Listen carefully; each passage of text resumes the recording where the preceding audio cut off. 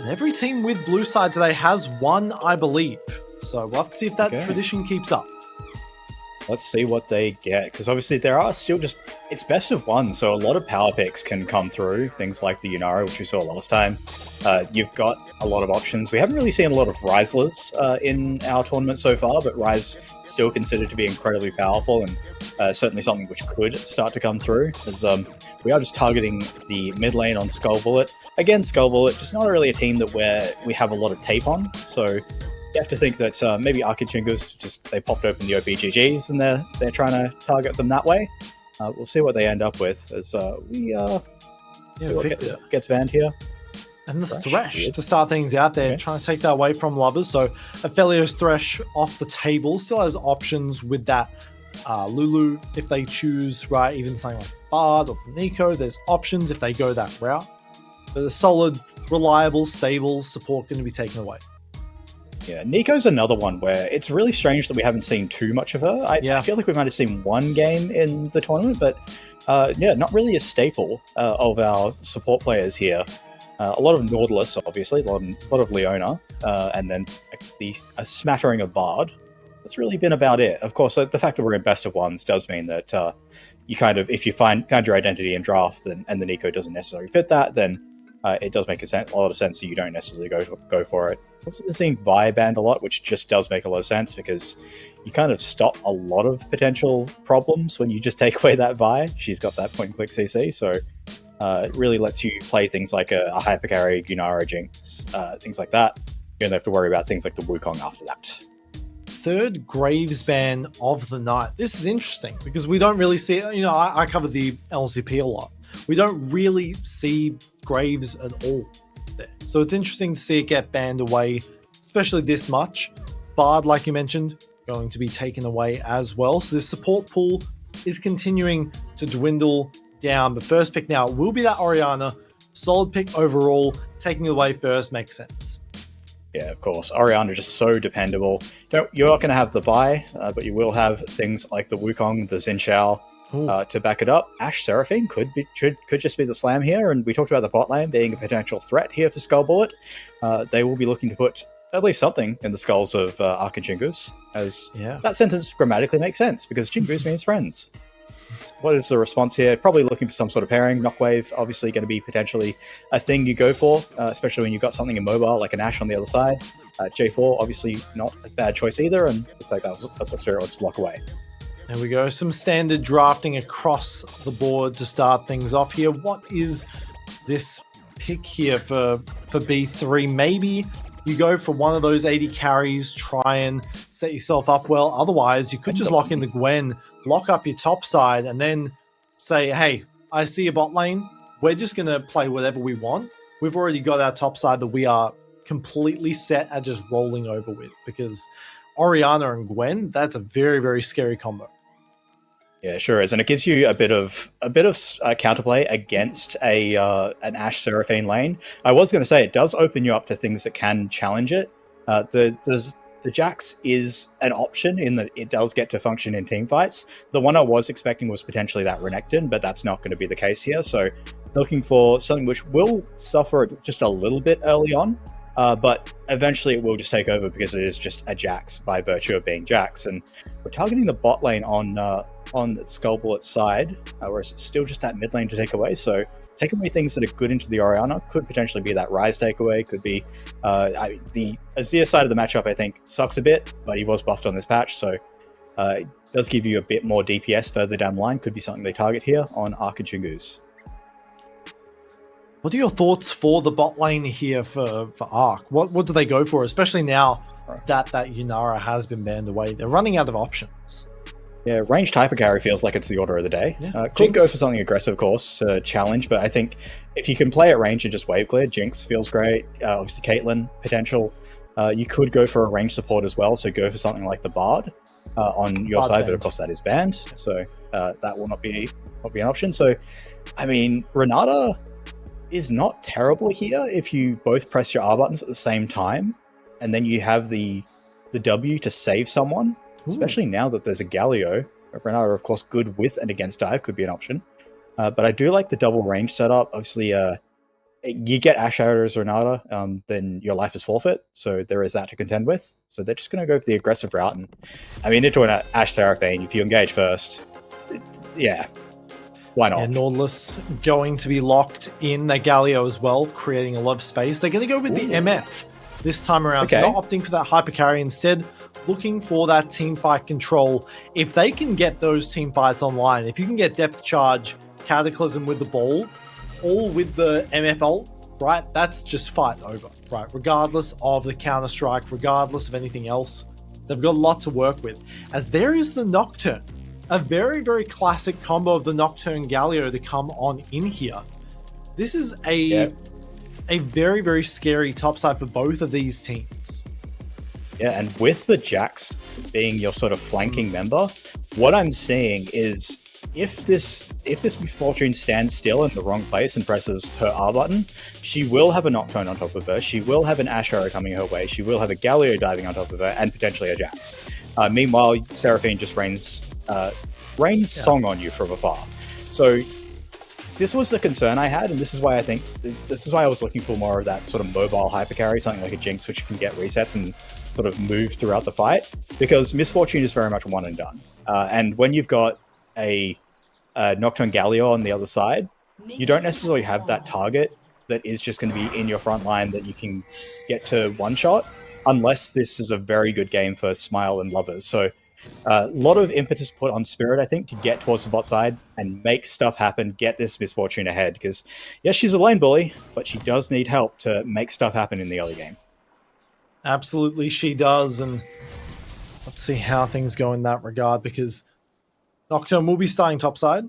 There is a vision on that red already, though, thanks to that early proactivity from Spirit, from ARK. So I have a bit of an eye on what Goosey gets up to here. A bit hard to pressure for those early ganks, especially with the way that we see these teams play around that early aggro.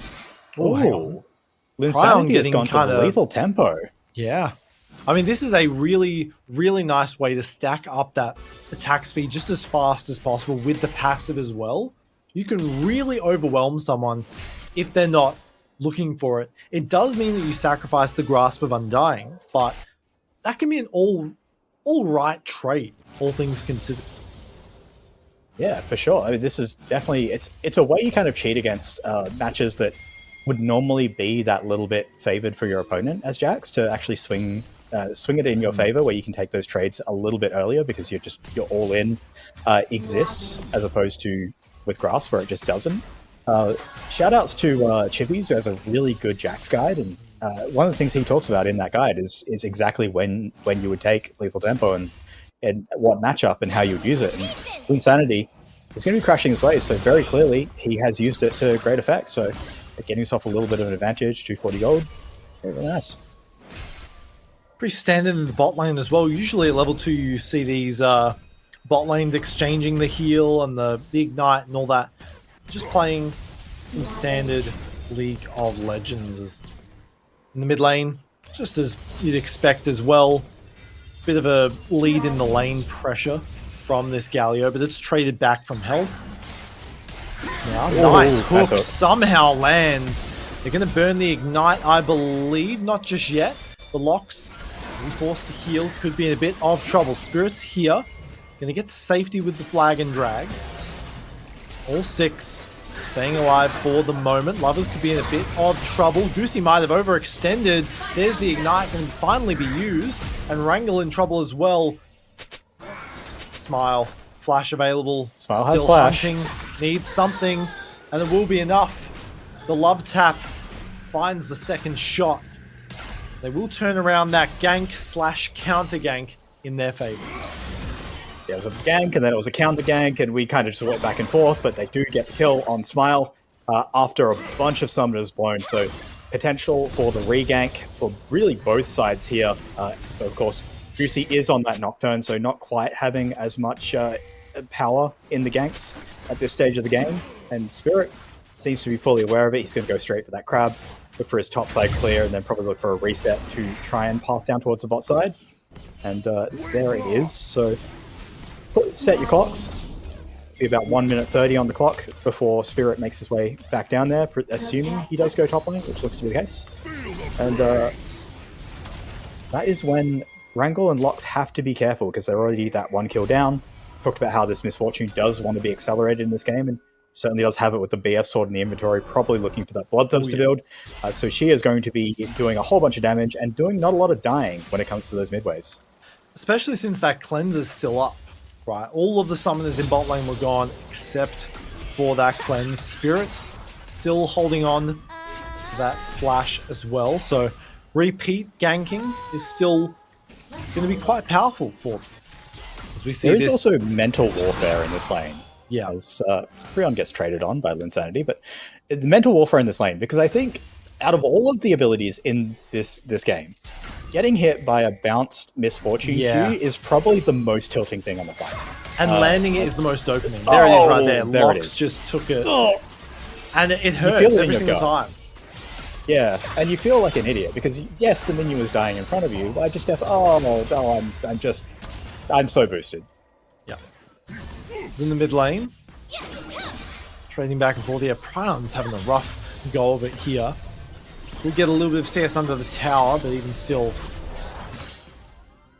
it's going to be a tough situation, even as the lane continues to expand out. Not sure if it will be that. Probably going to be the Dusk and Dawn with lethal tempo, because you can stack it up twice as fast. And that in of itself is just even more of a menace to deal with, even if you do miss out on the extra stats and all that kind of stuff that comes with Triforce. So I have to see what they end up doing towards the bot lane here as Spirit clearing out vision. Dragon is up and available. Could look to start that and take away some early pressure, especially since no camps are up. Probably you go to. Yeah. Yep, time for Dragon. You've got push in bot lane. You've got a Misfortune sitting on a BF sword, so she hits like a truck, as we were discussing. Lox suffering at the hands of the Misfortune Qs, which they just feel unavoidable sometimes. You want to step off the wave, you lose half your health. Great, awesome. And that is going to be that Dragon, so a little bit of extra resist, going to be definitely helping in the trades. Goosey does do a good job of cross-mapping, getting something back for himself. It is going to be that blue picked up for himself, and any extra experience that Nocturne picks up at this stage of the game is going to be a bonus, because he gets to level 6 and he gets to the point where he can actually impact the map. And with this Galio having crested level 6 as well, that is the point where you do want to start trying to actually make plays, as he is going to clear this wave, look to get a bit of a reset off. And that's where you can start to maybe exploit things like this heavily pushing bot side. Is Freon, he just wants to run away probably? No? Might find a little bit of extra needlework damage. Imagine looking for it, but that one goes a little bit wide. Yeah, a lot of universal ultimate ability here for SkullBullet to really influence the map.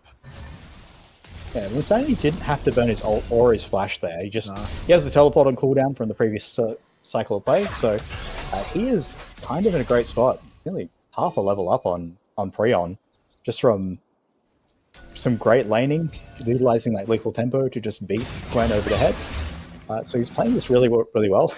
Got a haircut there, but he wants to crash his wave, so we'll see if he gets the chance to. Preon might be able to set up a bit of freeze here. But especially eyes on the Jarvan. This mountain's making it a little bit more manageable for Preon to live in this lane. Smile's having a fun time down here. Got himself a 7, a little bit more gold lead. Ashe Seraphine Poke doesn't really matter anymore because he's got a Vamp Scepter.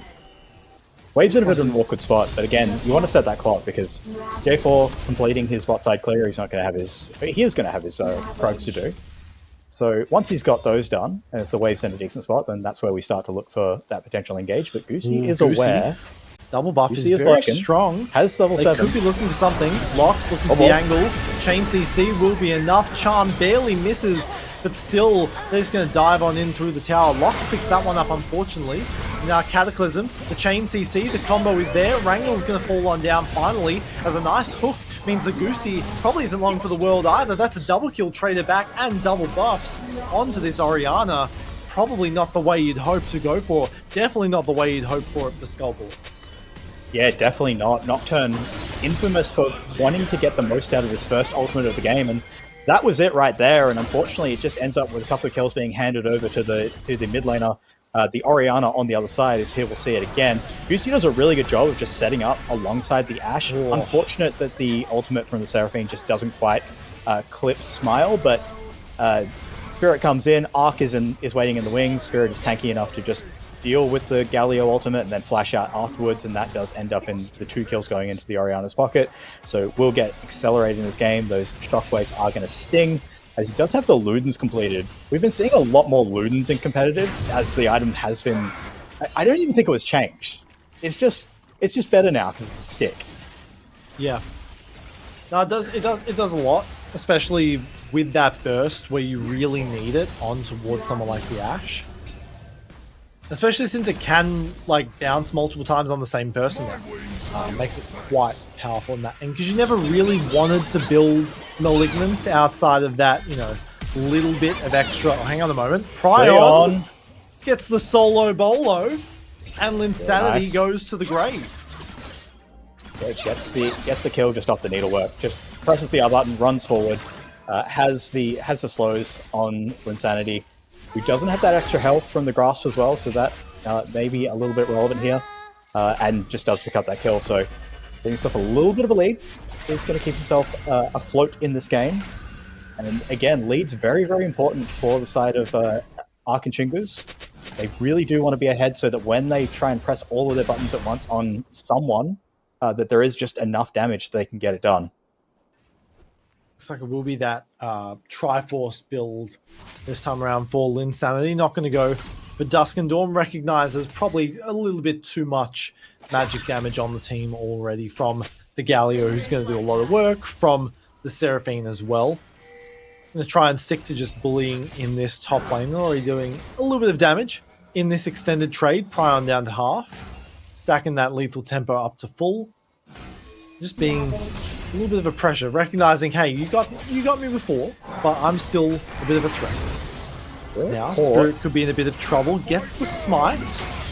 Now, dodges that ult from the Ashe. Still in a bit of trouble though, and barely not able to get it off in time. Good catch from Zinc and Goosey. Linsanity somehow dies again. Was trying to dive, and I don't know what happened there. That was odd. Yeah, not sure about that one. Don't think we'll be able to see it again, but that dodge from Spirit was a bit... we should get to see it again, nice. Yeah, that dodge from Spirit was bonkers, and it's unfortunate that he died. But Goosey is going to pick up potentially this Drake. He'll get the dragon barely, and does get the heal as well from the smite. That might be enough. Gets out. Oh my god. Uses the paranoia to his benefit. And now how far can they go? Because Wrangle falls on down. No depth charge available. You could sense perhaps Lovers was looking for some angle to flash, but it wasn't going to be there. So the dragon secured. It is one that they would prefer to get with this Seraphine, with the various bits of tenacity that they would like to achieve. This Hexplate going to be secured as well for Goosey. This is just really unfortunate that Goosey lives for so long, and then the Galio ultimate shield comes through, and the Orianna probably could have re-engaged that a little bit sooner, but there was too many members in the area, and unfortunately Smile did not get the memo walking up. Spotted on a ward, so Nocturne ultimate just goes on top of his head as the escape route. And he just gets cut down. So slight gold lead over to ARK and Chingus just from this early run of play, but we are seeing some punches back from SkullBullet. This Nocturne is staying fairly relevant, finding some decent impact, but we haven't really seen anything from them where they've been able to really coordinate and have their carries on the same page at the same time, because a lot of it has just been wrangle and locks, so caught off to the side. We've been seeing Linsanity kind of pinned under his tower or diving under the enemy tower and getting killed for it. So it's all kind of a little bit disjointed for side of ARK and Chingus, and he is dead. It's just easier like that. Doesn't even need the flag and drag, and you can tell Linsanity was definitely waiting for it. It just says, I'm just going to drop a Cataclysm on your head and call it a day. Top lane is looking quite free now for Prion in a lane that we thought might be a bit of a struggle. Down to 2 plates, probably almost at the tower itself falling. With those grubs, makes it a little bit easier as well. Just to do the proxy into proxy. Oh, this is a brutal lane Linsanity TP back before, so won't have it for the next minute or so. This lane is going to get increasingly more difficult. That's a 1.5k gold lead in the top lane, almost the same in mid as well. Yeah, we'll see if when Prion gets back to lane, if he does have that Riftmaker in inventory. A very rich man, 5.6k to the good. So Riftmaker will be that first item that you usually go for on the on the Gwen. Gives you that tankiness. Then anything you get from there, you get the Omni-Vamp conversion. Really, really nice. So it kind of starts that role for the Gwen. At this point, though, Linsanity is not necessarily looking to interact with the Gwen so much. It's just kind of going to be ping-ponging waves back and forth. Any trade you take at this point is going to suck because you're just so far behind. You are just trying to get to that Triforce, maybe looking for Zhonya's as that second item so you can be a bit more relevant in team fights, and that's where your role is going to come in, because you're just trying to be that threat on the back line so that your Galio, so that your Nocturne can just get some work done. But Linsanity, he hasn't got that memo. He does have a Nocturne in his back pocket, but he will just walk away, start hitting the little guys in the hoods. Will absolutely, and Rift Herald is up and available. Going to be taken by Spirit for now. No wards in the pit. Even try and contest here from Goosey. Jungle building up a significant CS lead overall. Not the same, not big enough to count as a level or anything. At least not until now. But still doing a lot of work for a Jarvan in this matchup. Smile. Where usually, like you mentioned, somehow Smile died bot as Prion trying to capitalize on something here. TP plus the unleashed teleport movement speed might put Wrangle into the waiting arms of the blue team.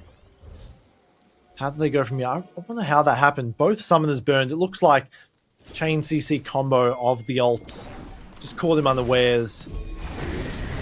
But our observer unawares as well. Completely fair. Caught me unawares. Very, very fast. Yeah, caught us all unawares. You just both buttons get pressed and it's chain CC. It's completely dead. But it is going to be responded really well. It's Brown's been put into Zinc, and he's probably going to be quite happy in that matchup just because he's Gwen. He has a decent amount of true damage. Meanwhile, Smile is relegated to watching Jax take the tower. But it is that 2.8k goal lead for ARK and Chingus. And I think they're well set up. As long as they can keep this pace, as long as they can keep being on time for the objectives, which right now they are not, to be completely fair. But once Smile catches this wave, it might just be they might just be giving up this dragon, actually. Yeah, TP for Linsanity as well.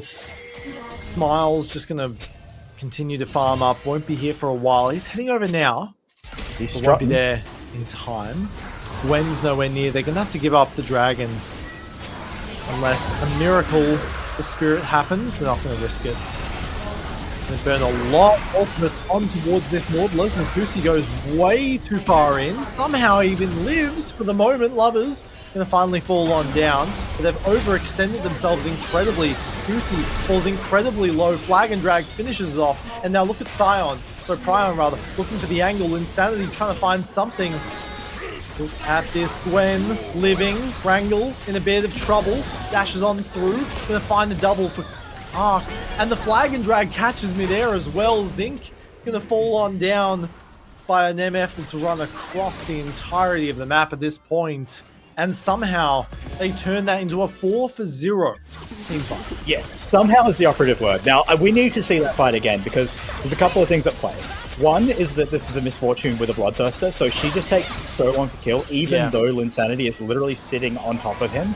And the other thing is that Gwen is just really, really strong at this point. So even though the arrow lands, the ult is committed by the Nocturne onto the Orianna, who's able to speed boost out, get out of dodge, and then Goosey's forced to regroup with his team. They are able to cut down the Nautilus, but then Prion just appears in the enemy backline, and yes, he gets taunted, but at this point, Spirit's already in there, wailing away on your team, making sure that Wrangle isn't able to hit any priority targets, does a great job of disengaging, buying time for Prion to get in there. And like I said, this is just a Bloodthirster misfortune, so with the love tap damage, with just the amount of damage that she does, she's able to stay completely topped off through the fight, and just even though it's basically 3 or 4 fights happening at once, they're all really well played by every member of ARK and Chingus because of just by virtue of what items they build or just the way that they played out the fight and using their flash cooldowns at the right time. Now things get a little bit dicey for the side of SkullBullets. Got some items online. Got 2 dragons to their name, but they're running out of options to I mean, we saw how much was committed there by a Jax that is ostensibly pretty strong, all things considered, just to try and take down a Nautilus. And it didn't work. And now Prion, this is the first, hits the second, looking for the third, but there's 2 people nearby. Paranoia as well, buys a lot of space, and the Conqueror's enough. Double up tap and the bullet time, and they are in a terrible situation here. They're going to hand the kills, spoon feed them to the carries, and just like that, the attempt of a play onto Prion goes horribly wrong. So you might have heard casters say Gwen is immune before. Gwen's immune. She's really hard to kill, so can't even target her with the Paranoia. Yeah, you understand the idea from Goosey and Insanity. Oh, hang on. That's Cataclysm engaged. going to be used. Shockwave just melts Wrangle. And Zinc as well with the Justice Punch going to be locked in there. No flash available. The Ignite as well. The Chain CC is clean, and all across the map, they get 4 kills just like that.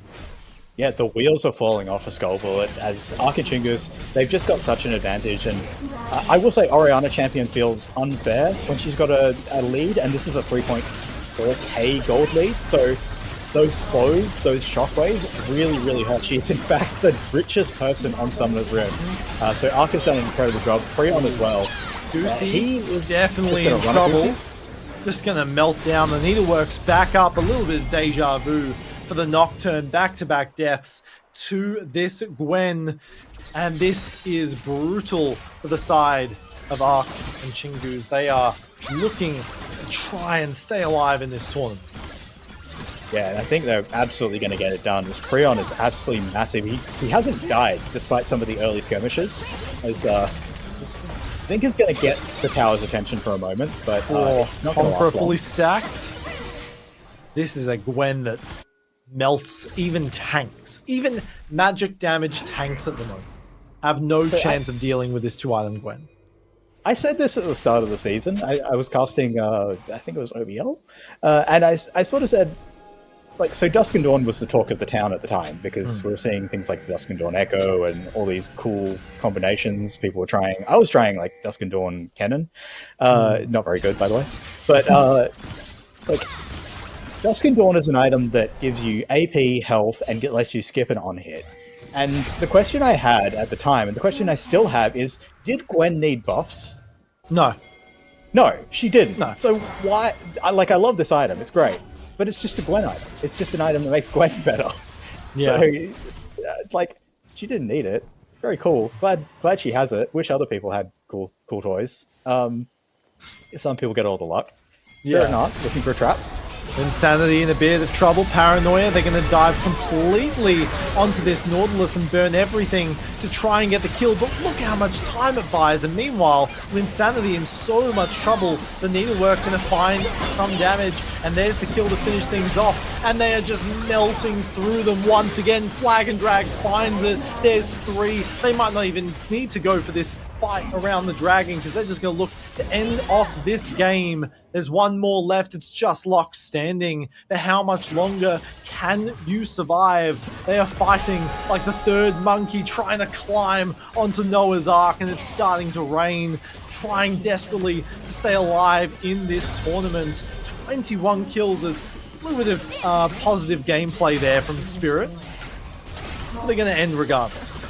They are going to end this game, and it was a really nice try by SkullBullet. I think this draft was extremely well executed by ARK and Chingus. They are not going to end just yet. I feel like they absolutely could have. I blame Spirit on that. Yeah, Spirit. Happy gaming. I was so Our producer close. also thought the game was over. Yeah. Shout outs to Metaphase, best in the business. Yep, shout out.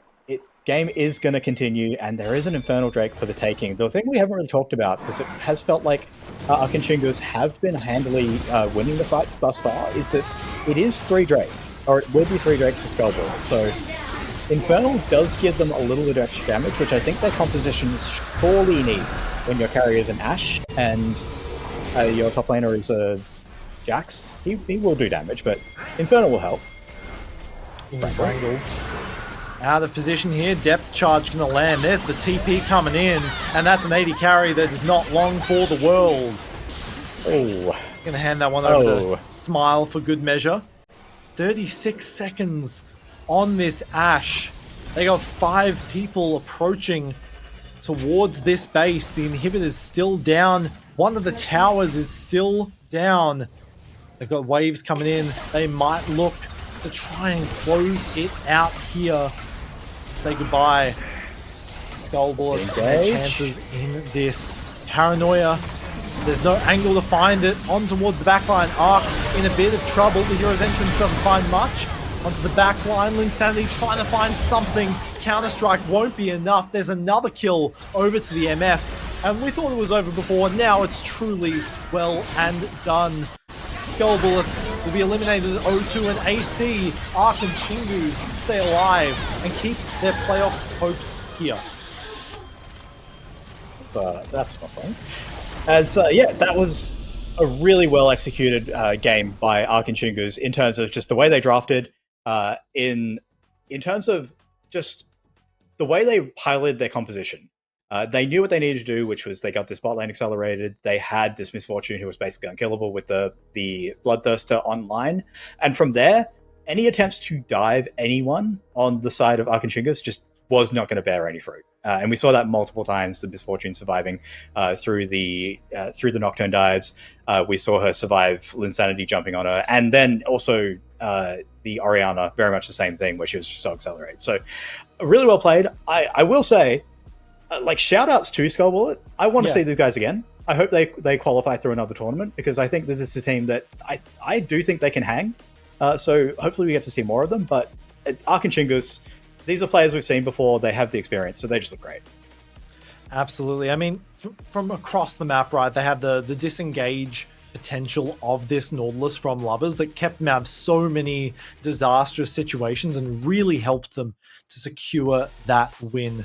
But across the board, they will be staying alive. They are now 1-1. They win their game next weekend, they're in playoffs.